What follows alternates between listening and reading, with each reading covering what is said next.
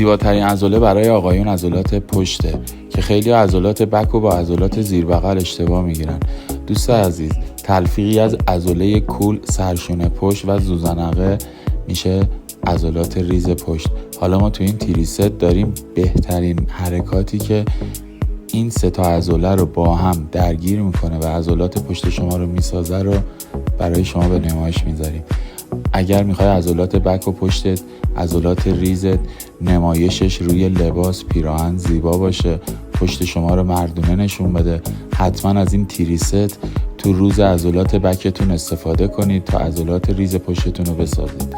عضلات لت زیر بغل حرکات متفاوتی داره که خیلی از دوستان تفاوت عضلات ریز و با عضلات زیر بغل هنوز نمیدونن. امیدوارم این ویدیو مورد آموزش شما قرار گرفته شده باشه. اگر لذت بردید لایک، شیر و کامنت